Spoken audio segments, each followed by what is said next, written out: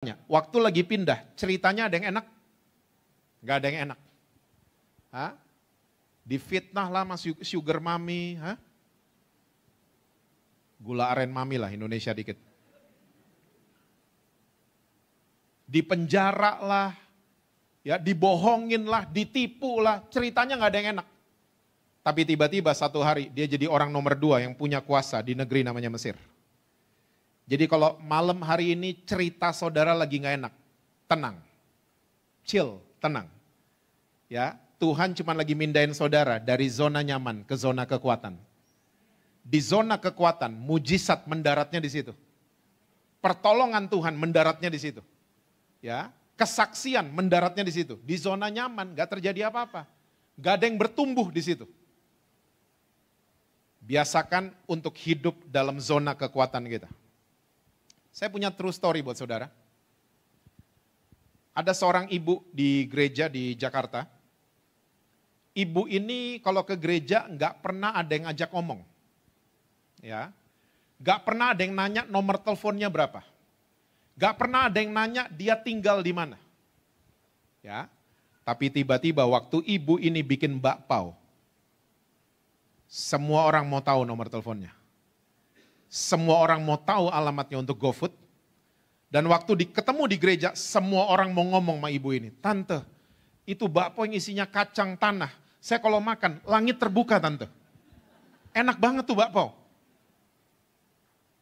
Ternyata bakpao itu adalah ergon agatosnya ibu itu. Mulai dapat? Allah sudah persiapkan sebelumnya, dan Tuhan mau kita hidup di dalamnya. Kita orang Kristen seringkali lihat ergon cuma 3. Nyanyi, musik, sama khotbah. Bayangin ini mungkin 100 lebih yang datang sore hari ini. Semuanya udah diinstal masuk surga ergon masing-masing. Kalau diaktifasi, ngeri nih Kendari karena ada saudara. Ngeri. Cuman sekali lagi kita dituduh sama iblis tadi kan. Makanya kita gak percaya diri. Untuk aktivasi ergon agatos kita. Saya tahun 2020 saya agak-agak kaget karena muka saya melayani Tuhan saudara atas anugerah Tuhan udah dari tahun 97. Tapi tahun 2020 tiba-tiba muka saya sering banget muncul di sosial media. Saya kaget banget.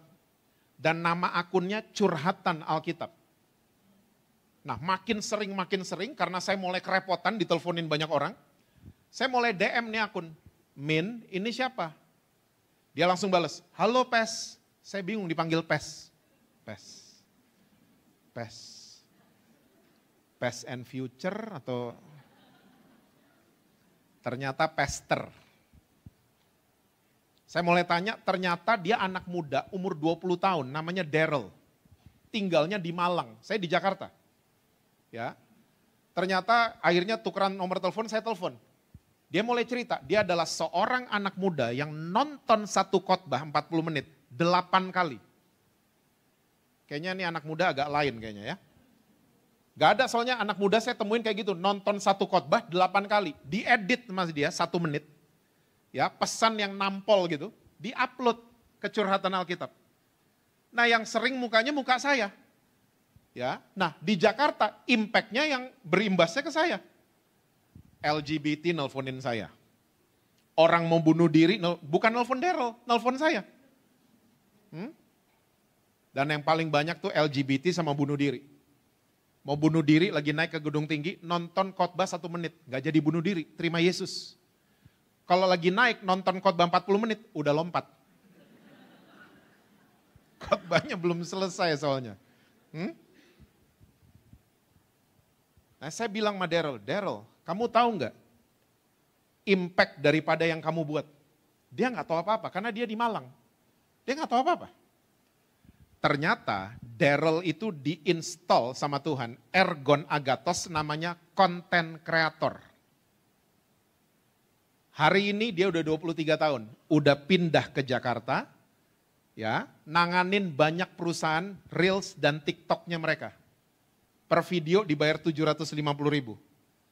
Ada rumah sakit hire dia per bulan 150 video. Dia mulai nyicil rumah, mulai nyicil kendaraan pribadi. Allah sudah persiapkan sebelum